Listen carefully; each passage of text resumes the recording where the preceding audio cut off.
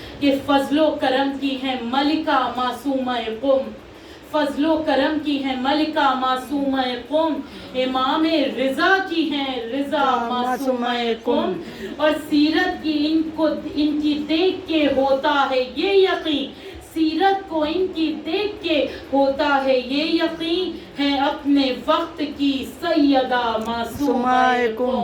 اللہم صلی علی محمد والے محمد۔ مولا کی چاہنے والی کنیزوں، ایک سوال جو میں اکثر کرتی ہوں کہ کیا یہ بائی چانس ہے کہ ہم علی والے بن کے اس دنیا میں آ گئے؟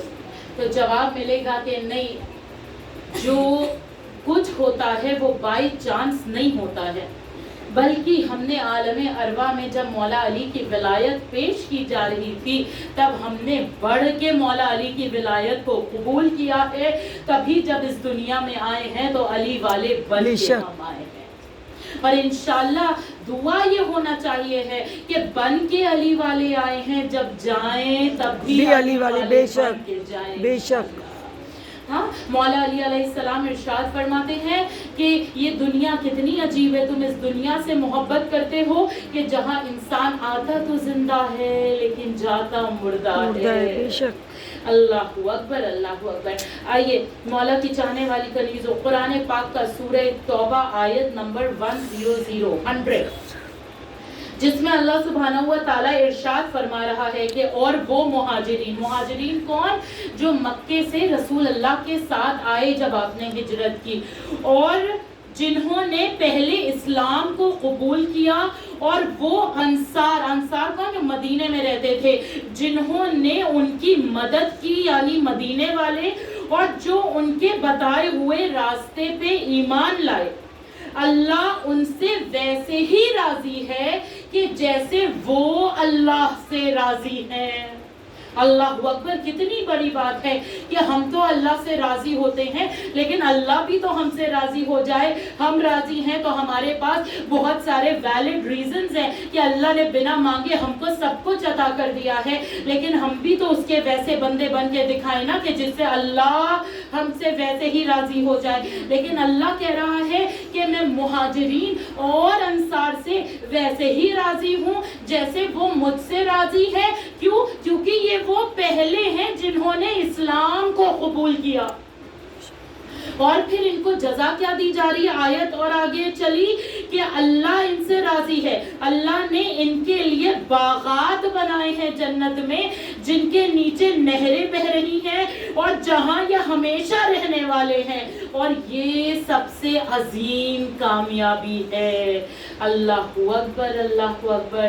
اب یہاں سے میں اگر مولائے کائنات کو کے فضائل کو کنیکٹ کرنا چاہوں کہ اللہ نے مہاجرین اور انصار جنہوں نے سب سے پہلے اسلام کو قبول کیا، انہیں جنت میں اتنا عظیم مقام دیا جا رہا ہے، ذرا مرتبہ سمجھو اس علی بن ابو طالب کا کہ جنہوں نے اس دنیا میں نہیں بلکہ جب کچھ بھی نہیں تھا تب بھی رسول اللہ کا ساتھ دیا ہے، تب بھی رسول اللہ کے وصی اور اللہ کے ولی بن کے رہے ہیں۔ ایک مرتبہ رسول خدا محمد مصطفیٰ اللہم صلی علی محمد و محمد۔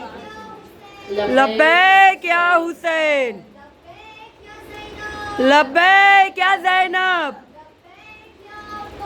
لبیک یا عباس، لبیک یا مہدی، لبیک یا مہدی۔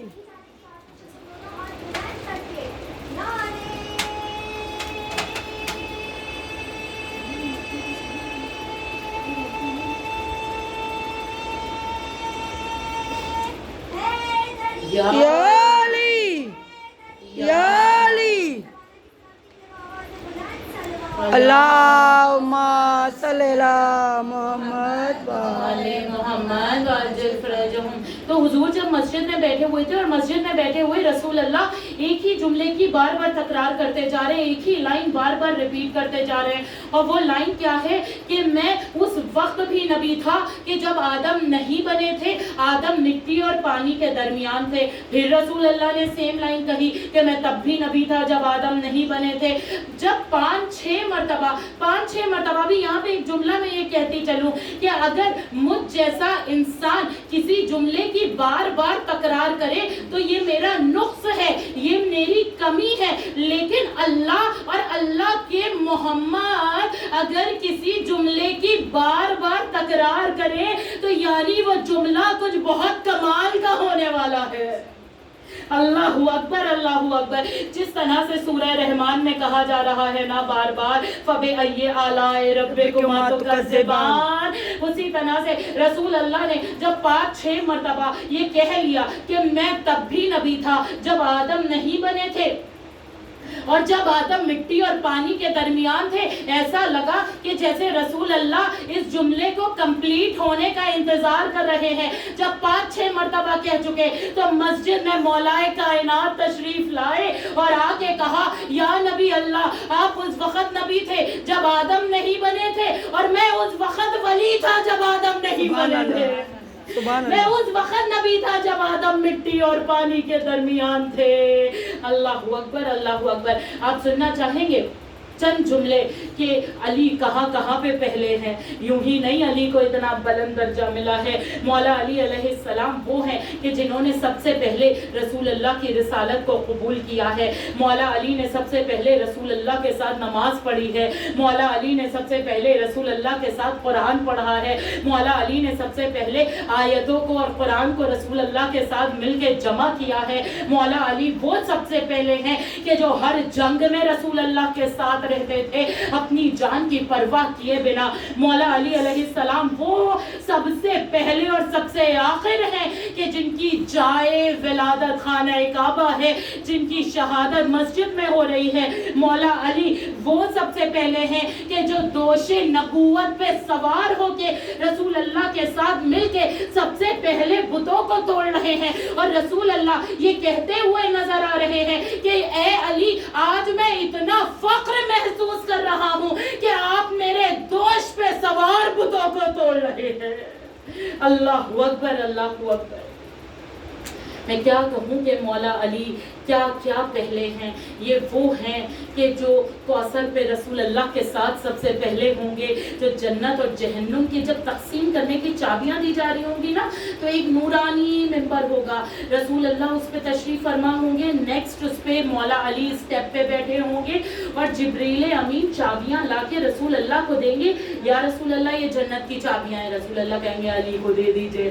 پھر جبریل امین کہیں گے یا رسول اللہ یہ جہنم کی چابیاں ہیں. رسول اللہ کہیں گے یا علی کو دے دیجئے. آپ کو پتہ ہے رسول اللہ کا لقب ابو القاسم کیوں پڑا ہے؟ ابو القاسم کیوں پڑا ہے؟ 8ویں امام کے جملے ہیں. ایک شخص آیا 8ویں امام کے پاس اور آ کے کہا یا رسول اللہ آپ کے نانا, یا امام رضا آپ کے نانا رسول اللہ کو ابو القاسم کیوں کہا جاتا ہے؟ تو ایک تو ظاہری جواب دیا کہ آپ سب مجھ سے بہتر جانتے ہیں کہ ایک آپ کے بیٹے تھے جن کا نام قاسم تھا, تو اس کی وجہ سے آپ کو ابو القاسم کہا جانے لگا. لیکن وہ صاحب معرفت صاحب ایمان تھا, اس نے کہا اے امام رضا یہ تو ظاہری جواب ہے, مجھے ذرا باطنی جواب, ذرا امامت والا جواب بتا دیجئے.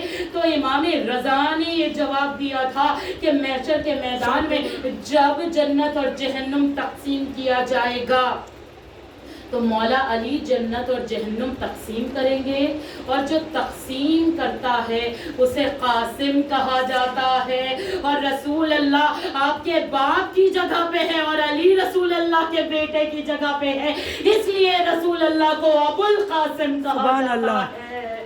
نعرہ صلوات. اللہم صلی اللہ محمد والے محمد. جب حارث ہمدان ایک مولا کا چاہنے والا, سچا چاہنے والا, مولا علی کے پاس ملاقات کے لیے آئے نا, تو مولا علی سے جب محشر کے بارے میں کچھ بات کی, کچھ سوال کیا, تو آپ کو پتہ ہے مولا علی ہم سے کتنی محبت کرتے ہیں. مولا علی نے کہا جب محشر کا میدان آئے گا تو میں اللہ کی رسی کو تھامے ہوئے ہوں گا, اور جو اللہ اپنے محمد اپنے نبی کے ساتھ کرے گا محشر کے میدان میں, وہ نبی اپنی آل اور اپنے خاندان کے ساتھ وہی محشر کے میدان میں کریں گے. یہ الاعمالی شیخ مفید سے میں آپ کے سامنے روایت پیش کر رہی ہوں. اور جو اللہ رسول اللہ کے ساتھ کرے گا وہی رسول اللہ اپنی آل اور ذریت کے ساتھ کریں گے. اور جو رسول اللہ اپنی آل کے ساتھ کریں گے مولا علی اور ان کے بیٹے اپنے شیعوں اور چاہنے والوں کے ساتھ محشر کے میدان میں وہی کریں گے. کتنا رحیم و کریم گھرانہ ہے کہ جو محشر کا میدان سب سے سخت منزل ہوگی وہاں پر بھی اپنے چاہنے والوں کو یہ تنہا نہیں چھوڑیں گے. اللہ اکبر اللہ. اور پھر مولا علی نے 3 مرتبہ یہ جملہ کہا کہ محشر کے میدان میں ایک مرتبہ بآواز بلند نعرہ صلی اللہ صلی علی محمد و آل محمد. خدا کا بولتا قرآن ہے علی، دین خدا کا بولتا قرآن ہے علی، اپنا صداقتوں کی رکھو جان ہے علی.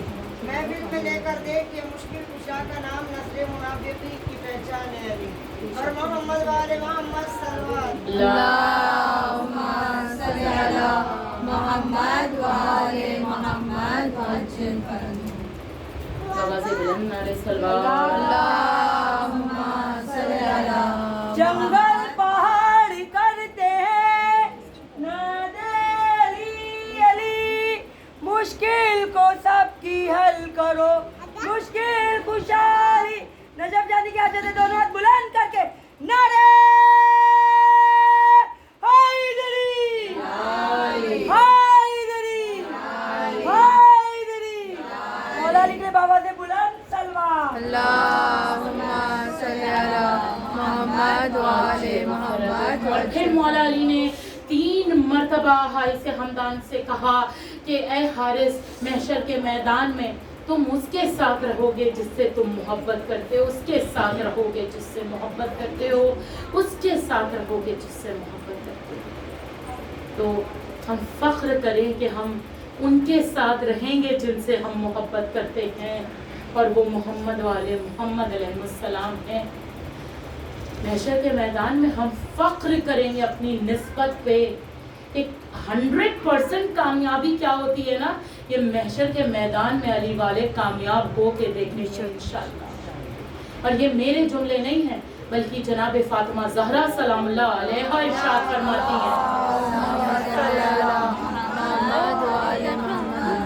کہ یقیناً کامیاب، مکمل کامیاب، حقیقی کامیاب وہ ہے کہ جو مولا علی سے ان کی زندگی میں محبت کرے اور ان کی زندگی کے بعد ان سے محبت کرے. اور یقیناً شقی، مکمل شقی اور حقیقی شقی وہ ہے کہ جو علی ابن ابو طالب سے بغض رکھے.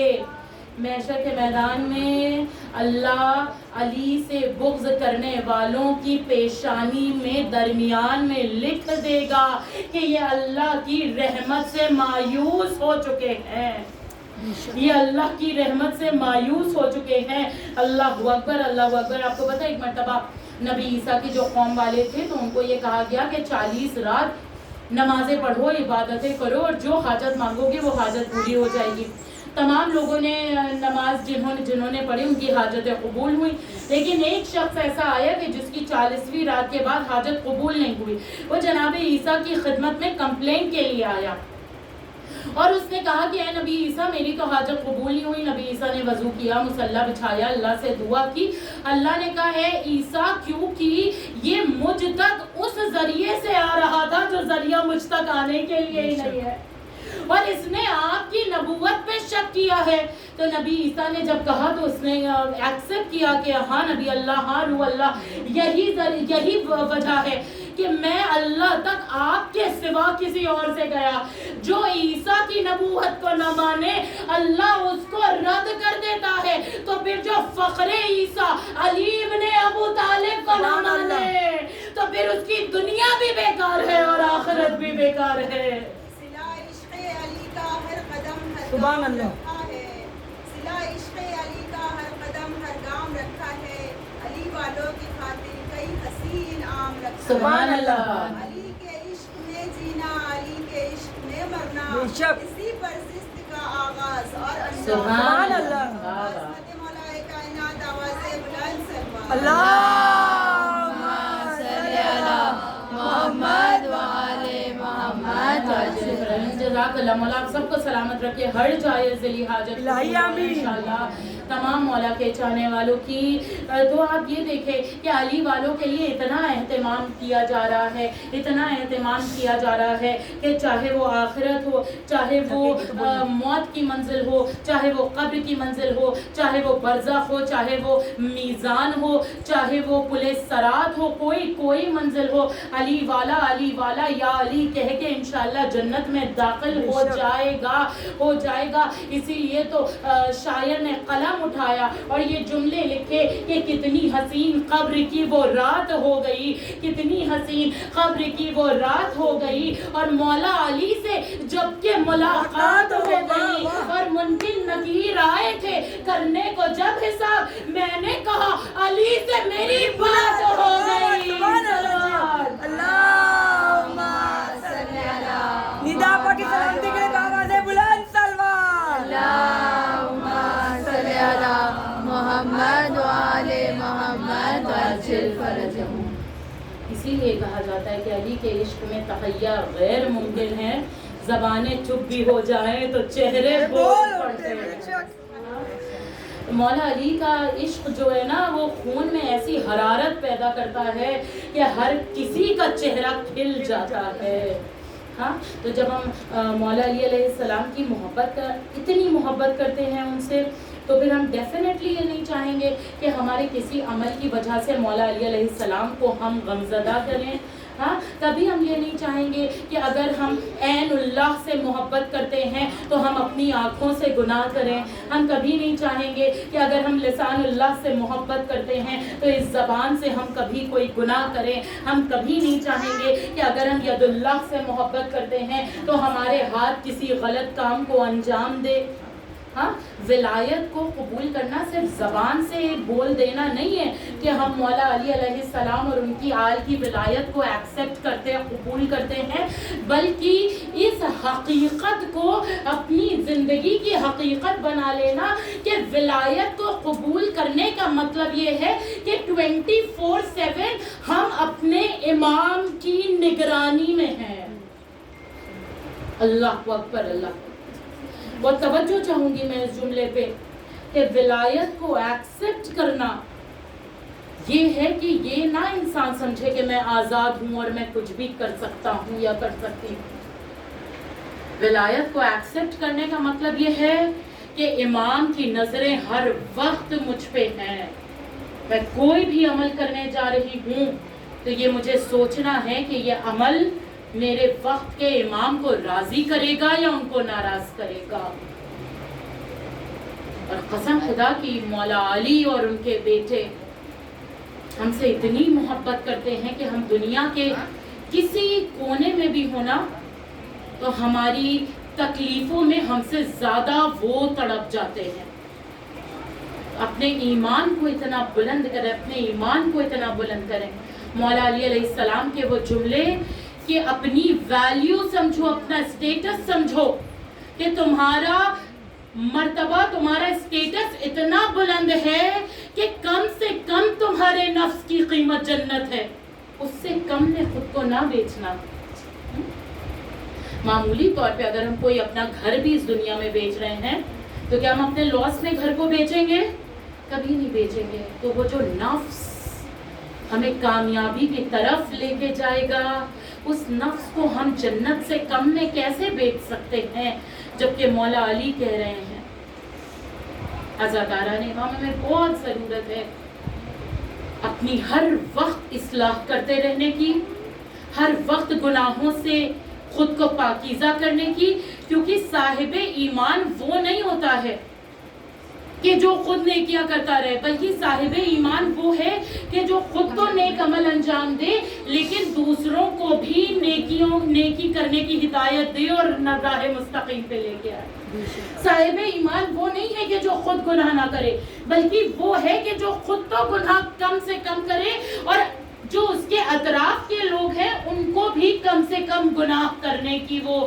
بار بار توفیق عطا کرتا رہے بار بار نصیحتیں کرتا رہے کیونکہ مولا علی علیہ السلام کے پاس جو آتا تھا نا تو آپ اس کو ایسے ہی نہیں چھوڑ دیتے تھے، بلکہ اس کو ایسے جواب دیتے تھے کہ وہ آتا غیر مسلمان تھا، جاتا لا الہ پڑھ کے تھا. ہاں ایک کرسچن ایک کرسچن آیا سب سے پہلے خلیفہ اول کے دربار میں، کیونکہ یہی فیمس تھا اس وقت کہ یہی اسلام کے پہلے خلیفہ ہیں جو ظاہری تھے ڈیفینیٹلی، اور آ کے پوچھا کہ یہ بتائیں کہ اللہ کہاں کہاں ہے. اب تو یہ پریشان ہو گئے کہ میں ان کو کیا جواب دوں. یہ کہتے تھے اللہ عرش پہ ہے، تو وہ کہتے تھے تو پھر فرش پہ اللہ نہیں ہے، تو اللہ جو نہیں ہے فرش پہ تو گناہ کرتے رہو. اللہ یہاں ہے تو وہاں نہیں ہے. یہ بڑے پریشان ہو گئے. وہ کرسچن کہنے لگا کہ نہیں، یہ دین حق نہیں ہے. میں نے جو بھی اسلام کے بارے میں، رسول اللہ کے بارے میں سنا تھا وہ سب غلط تھا. جب وہ اس دربار سے نکلنے لگا جو ظاہری غلط دربار تھا، تو پھر اس دربار کے باہر علی کے سچے غلام سلمان و میثم تمار جیسے بیٹھے رہتے تھے، اور جیسے ہی وہ دیکھتے تھے کہ کوئی غلط اسلام کے بارے میں سوچ رہا ہے یا انٹرپریٹ کر رہا ہے تو اسے فوراً مولا علی کی بارگاہ میں لے کے جاتے تھے، اور مولا علی کے پاس اس کرسچن کو لے کے آئے. اور اس کرسچن نے مولا علی سے بھی سوال کیا کہ بتائیے اللہ کہاں کہاں ہے. جب رسول اللہ کی شہادت ہوئی نا تو مولا علی نے کہا یہ نہ سمجھنا کہ رسول اللہ کو میں زمین میں دفن کرایا ہوں تو ان کا علم بھی چلا گیا. رسول اللہ کا علم یہاں موجود ہے. مولا علی علیہ السلام نے کہا تمہارا سوال یہ ہے نا کہ اللہ کہاں کہاں ہے. حکم دی آپ ایک آگ جلاؤ. آگ جلائی گئی. سنیے گا بہت توجہ کے ساتھ کہ علی کس طرح سے منافق کو، مشرق کو مسلمان بنا دیتے ہیں. علی نے آگ جلوائی اور مولا علی نے اس کرسچن سے پوچھا بتاؤ آگ گرم کہاں کہاں سے ہے. اس نے کہا یا علی کہاں کہاں سے کیا، اندر سے، باہر سے، اوپر سے، نیچے سے، ہر جگہ سے آگ گرم ہے. تو علی نے کہا جب یہ معمولی سی آگ ہر طرف سے گرم ہو سکتی ہے تو پھر وہ اللہ کا کوئی ڈائریکشن کیسے ہو سکتا ہے. وہ اوپر بھی ہے، وہ نیچے بھی ہے، وہ مغرب میں بھی ہے، وہ مشرق میں بھی ہے. کائنات کا ذرہ ذرہ اللہ کے وجود سے پر ہے. جب یہ جواب دیا وہ کرسچن حیران رہ گیا. واقعہ یہاں ختم نہیں ہوا. مولا علی علیہ السلام وہ نہیں ہیں کہ جو بس خالی جو کمپلینز آئیں ان کو دور کر دیں، بلکہ آپ ایمان کو اور اوپر بڑھاتے ہیں. ایک مرتبہ بآواز بلند نعرہ صلوات اللہم صلی علی محمد وآل محمد. ایک اور مرتبہ بآواز اللہم صلی علی محمد وآل محمد. علی مولا، علی مولا، علی مولا، علی مولا، علی مولا، علی مولا، علی مولا، علی مولا، علی مولا، علی مولا. یا علی، یا علی، یا علی. اللہم صلی علی محمد وآل محمد. بس بھی یہ آخری واقعہ اور میں مسائل کی طرف کہ مولا علی علیہ السلام نے صرف اس کو یہ نہیں بتایا اللہ کہاں کہاں ہے، بلکہ اب اس کی معرفت کو اور بلند کیا. اور معرفت کو اور کیسے بلند کیا؟ مولا علی علیہ السلام ارشاد فرماتے ہیں کہ تیرا سوال درست نہیں ہے. ابھی تک تو وہ مولا علی کے سوال سے ہی حیران تھا، اب اور حیران ہو گیا جب مولا علی نے کہا تمہارا سوال بھی غلط ہے. اس نے کہا سوال کیسے غلط ہے؟ جملہ سنیے گا مولا علی کا. مولا علی کہتے ہیں یہ جو تو نے کہا کہ خدا کہاں کہاں ہے، تو خدا اس کہاں کے خلق ہونے سے بھی پہلے سے موجود ہے. اللہ اکبر.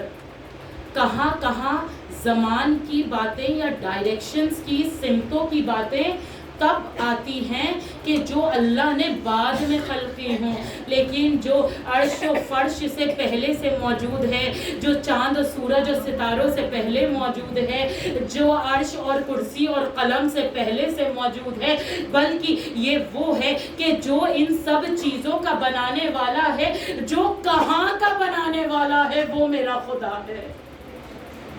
اللہ اکبر۔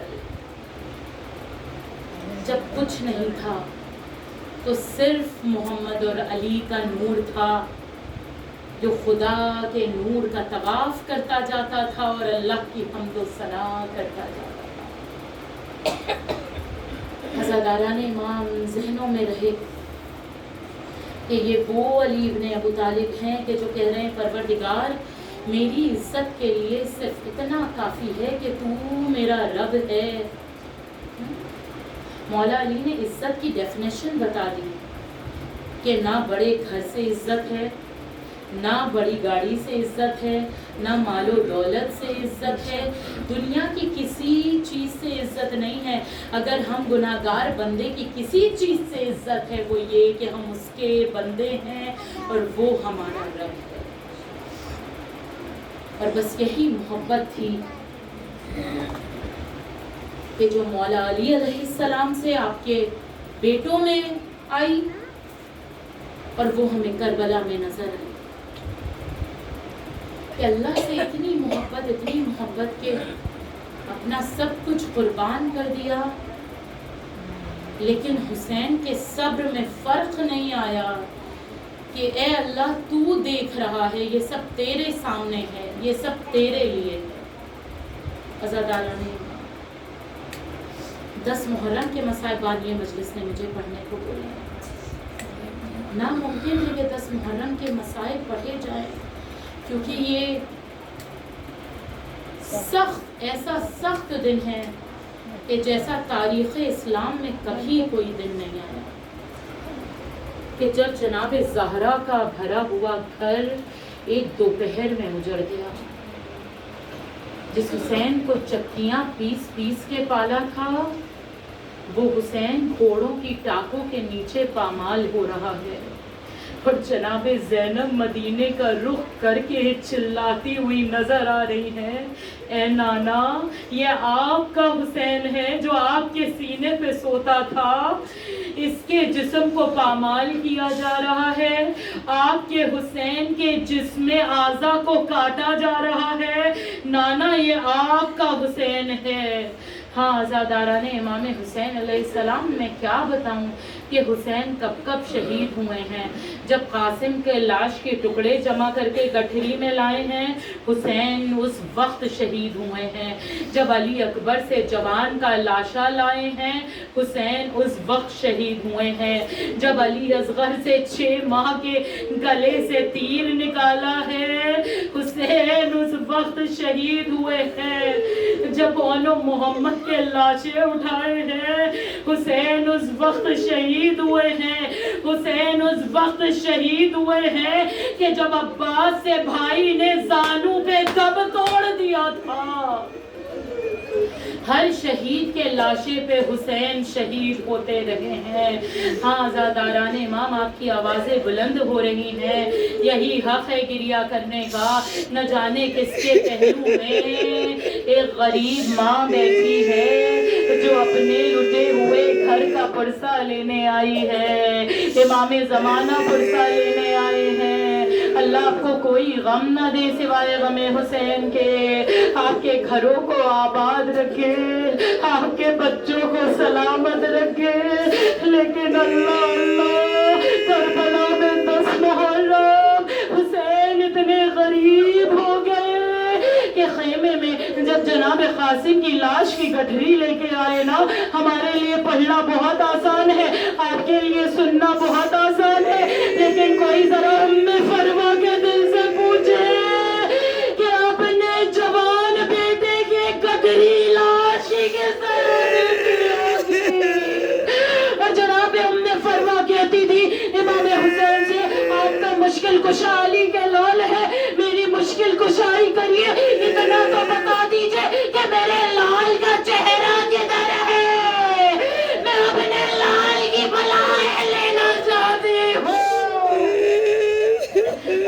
की आवाज़ों पर रहमत नाजिल करे। यही हक़ है गिरिया करने का। जब इमाम हुसैन जनाब कासिम की लाश की गठरी ले आए और जवान अली अकबर का लाशा खैमे में लेके आए, अल्लाह किसी बाप को जवान का लाशा न दिखाए, तो दोनों जवानों की लाशों के दरमियान हुसैन जमीन पे खाक पे बैठ गए। एक हाथ अकबर के लाशे पे रखा, एक हाथ कासिम की गठरी पे रखा और आसमान का रुख करके कहा, हाय मेरी गुरबत, हाय मेरी गुरबत, हाय मेरी गुरबत। ऐ अल्लाह, आज हुसैन इतना गरीब हो गया है कि अपने बच्चों के लाशे उठा रहा है। अजरुकुम अल्लाह खैरुल जज़ा।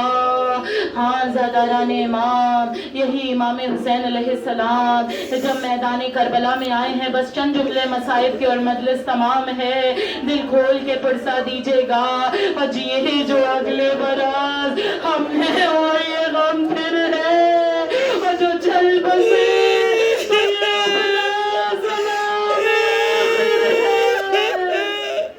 अजरुकुम अल्लाह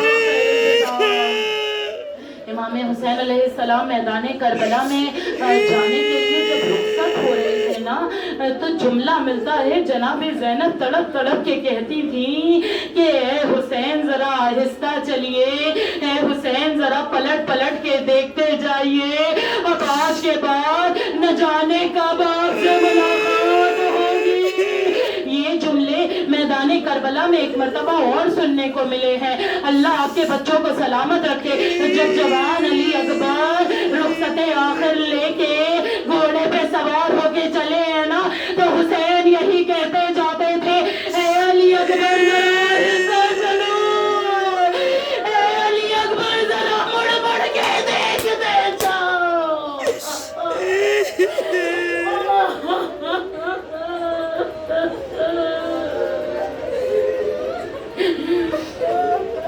जनाब इमाम हुसैन की शहादत पढ़ना है ना, लेकिन जब जनाब अली अकबर का जिक्र आया है तो एक जुमला सुन लीजिए कि जब ये काफिला लुट के मदीने वापस पहुंचा है ना, तो आपने खुशियां मनाना बंद कर दी थी, जिसका बड़ा घर उजड़ गया हो।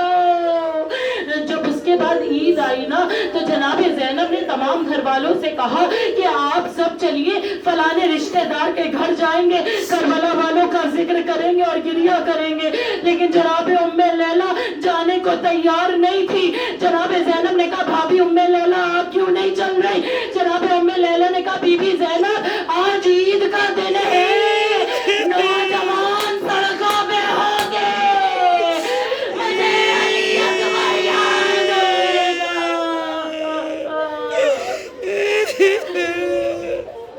अल्लाह आप सबके जवानों को सलामत रखे, कौम के जवानों को अल्लाह सलामत रखे। हाँ ज़ादारान इमाम, यही हक़ है गिरिया करने का। और आप परेशान ना होइएगा, आप जिस तरह से गिरिया कर रहे हैं ना, तो आपको अपनी हाजतें भूलने की ज़रूरत नहीं पड़ेगी। ये गरीब माँ किसी का एहसान नहीं रखती है।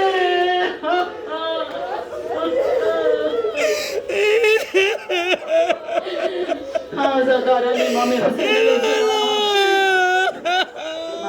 अलैहिस्सलाम जब रुखसत हो रहे थे, तो आप चाहते हैं कि घोड़े पे सवार हुए, मैदानी करबला का रुख किया, ए मेरे शेरों कहाँ हो के हुसैन को सवार करो, लेकिन कोई हुसैन को सवार करने वाला न था। इमाम हुसैन जब जुलझना पे सवार हुए, तो जुलझना कदम आगे नहीं बढ़ाता है। इमाम हुसैन बहुत प्यार से जुलझना से कहते हैं, ए जुलझना ये तेरी आखिरी सवारी है, ये तेरी आखिरी ज़हमत है। जुलझना ने सुमो की तरफ इशारा किया। अब जो देखा, सकीना घोड़े के पैरों से लिपटी हुई।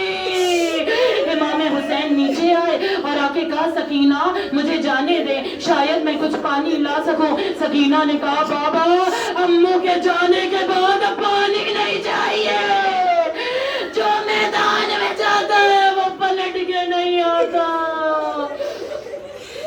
आज़ादारा ने इमाम किसी तरह से जनाब सकीना को तसल्ली दे के इमाम हुसैन मैदान में आए। अब जो मैदान में आए, अली के लाल ने ऐसी जंग की, हमले करते जाते थे और कहते जाते थे, तुमने मेरे अली अकबर को मारा, तुमने मेरे कासिम को मारा, तुमने मेरे ओला मोहम्मद को मारा। हमले करते करते जब नहर फरात की तरफ पहुंचे ना मौला हुसैन, तो कहा भैया अब्बास, अपने प्यासे भाई की जंग देखो। लाशाए अब्बास फरात में तड़पने लगा। एक मर्तबा आवाज़े कुदरत आई, बस हुसैन बस, तलवार को मयान में रख लीजिए। तलवार को मयान में रखना था। भागी हुई फौजे सिमटी। अब जो फौजे सिमटी है तो कोई तीर मारता है, कोई भाले मारता है, कोई तलवारें मारता है, कोई नेज़े मारता है। पुरसा, ये सेना का वो लाल है, जिसे चक्कियाँ भी ऐसे पाला है। अजरुकुम अल्लाह, अल्लाह की आवाज़ों पे रहमत नाज़िल करे। गुरबते हुसैन तो ये है कि जिसके पास कुछ नहीं था उसने पत्थरों से मारा, जिसके पत्थर ना मिले उसने गर्म रेत उठा के हुसैन के जख्मों पे मली।